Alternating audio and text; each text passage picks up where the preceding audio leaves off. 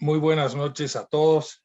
Esta es una nueva sesión de Diálogos al Café Marcos Escudero, que viene tratando ya hace un buen tiempo el tema de la justicia, las reformas para la democracia en el tema de justicia. Antes de ceder la palabra a las preguntas, quiero destacar la participación de la doctora Ortuste en un par de temas. El primero es destacable que sea un gobierno municipal el que tome una iniciativa. No hay que perder de vista que por la Constitución Bolivia se ha convertido en un estado plurinacional, descentralizado y con autonomías, fundado en el pluralismo jurídico. Esta no es precisamente no tiene el reflejo en la composición orgánica del órgano judicial, que no es ni descentralizado ni considera las autonomías, menos las municipales, para desarrollar el principio del pluralismo. Pero yo quiero destacarlo porque creo que todos los municipios y todas las autonomías deberían ser parte de este debate que ya va tomando cuerpo. Y también el hecho de que la iniciativa haya sido canalizada formalmente a los órganos de poder que están encargados de darle un curso de acción. Yo creo que debería seguirse ese curso de acción por todas las iniciativas, porque va a generar una suerte de corriente de iniciativas formales en las que lo mínimo que puede considerar el poder público es que la soberanía está en los ciudadanos. De manera que yo destaco esa participación y creo que es muy bueno seguirla. También destacar lo que ha notado William sobre el factor ciudadano y la urgencia de avanzar en el proceso de reforma, más allá de la modalidad que vaya a generarse, pero tiene un ingrediente fundamental, la participación de William. Él ha señalado que debemos conocer el Poder Judicial por dentro, debemos conocer la problemática del sistema penal, de las cárceles y aquello que sufre el ciudadano cada día. Esto me lleva a ratificar una idea que la hemos comentado más de una vez, que es la importancia de tener un diagnóstico, una información, una línea de base mínima para saber de qué estamos hablando cuando hablamos de servicios judiciales. En todo caso, yo me quedo acá y tenemos ya algunas solicitudes de preguntas o intervenciones, pero antes también veo que está Iván Sandro Tapia, que es una de las personas que por información de Carolina también ha tenido una iniciativa, y por supuesto el doctor José Antonio Rivera. Pero voy a dar la palabra a Carlos Ibáñez. Gracias. Respecto a la propuesta, digamos, de Herrera o de William, quería decirte lo siguiente. La primera es que no propone que no se haga una reforma a la Constitución Política del Estado, sino dice, primero hagamos esto y después propondremos la reforma a la Constitución Política del Estado. La pregunta es la siguiente, Carolina. De acuerdo, digamos, a la Ley de Participación y Control Social, la ley número 34 que promulgó el gobierno de Evo Morales el 5 de febrero del 2013, que en su parte más resaltante define como la participación ciudadana como un derecho, condición y fundamento de la democracia.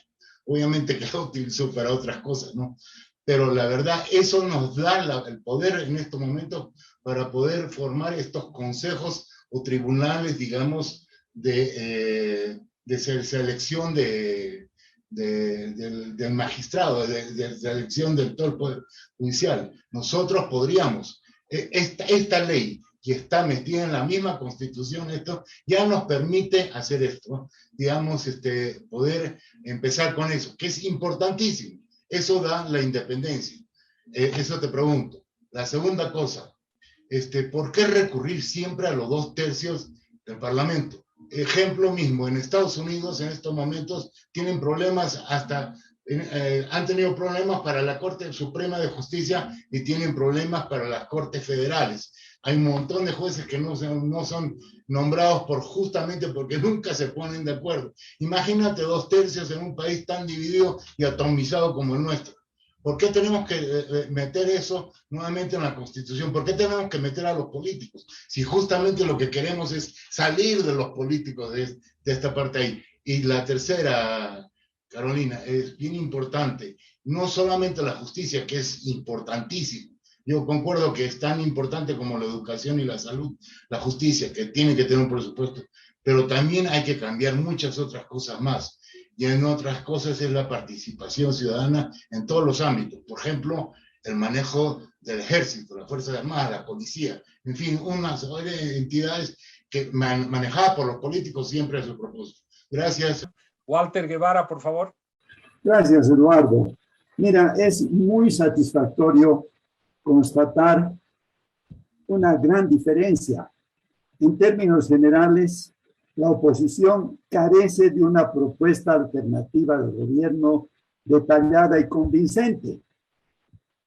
Este sector de abogados y juristas tiene una variedad de propuestas excelentes, tanto en lo sustantivo como en lo procedimental. Y eso constituye un gran ejemplo para los partidos y los políticos opositores. Ya quisiéramos, ¿no es cierto?, decir que los políticos pueden ser dispensables, desechables como un Kleenex. Me temo que los políticos son un mal necesario y no va a ser posible desecharlos como algunos quisieran. Ahora, obviamente, vuelvo a mi tema de siempre, el gobierno va a tomar todas estas propuestas como una pulseta de poder. Y ellos controlan la Asamblea Legislativa y controlan el organismo electoral. Así que en el tema procedimental esto claramente no va a marchar mientras el gobierno decida que no debe marchar. ¿No es cierto? Eso es clarísimo. Articular un consenso fuera del gobierno es factible, pero dentro del gobierno más difícil porque está clarísimo que el Evo y los radicales necesitan la justicia como un arma persecutoria. No quieren, tienen una voluntad política clarísima, súper demostrada de que no quieren una reforma de la justicia, ¿no es cierto? Es como pedirle al sector radical del MAS y a Evo que se corten un brazo, no lo van a hacer. Entonces, en conclusión, a mí me parece que estas propuestas son un gran ejemplo para el sistema político y contribuyen a levantar la conciencia ciudadana en dos sentidos.